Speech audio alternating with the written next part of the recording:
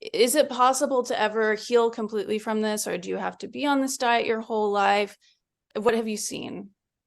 So here's what I've seen, and we just got indirectly some data that backed up what I've seen clinically. So what I've seen clinically, the way that you think about your immune system working, when I say your immune system responds to nickel, what it means is the way you think about your immune system is made up of these white blood cells.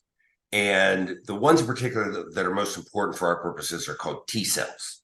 I don't know why they're called T cells. I'm sure I learned in medical school, but they're called T cells. And each T cell has one particular thing that it reacts to. And now there might be, this particular T cell reacts to that one thing. Now there might be a million of these T cells in your body. So I'm not saying there's only one T cell that reacts to that, but each T cell pretty much has one thing that it reacts to. And what I've always thought was that when you're in like bad, those T cells, because then what they think they're doing is fighting an infection.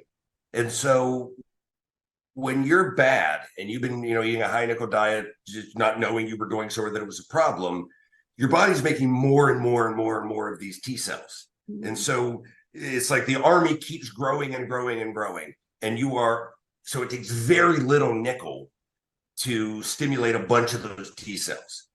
But then when you start to avoid nickel, your body starts to say, oh, we don't need to make those T cells. That thing that we're reacting to, there's not so much of it, we don't need to make so many.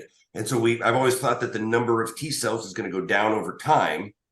And then if that happens, as it gets low enough, if you do start to eat a little more nickel, you're not going to get symptoms right away, because the T cells not only decrease in number, the ones that are there get kind of sleepy.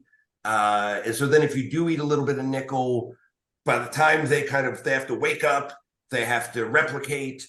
And then by the time they're ready, the nickel's out of your body.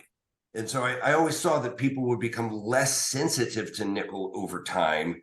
But they're never cured in the sense that they're always going to have those T cells there.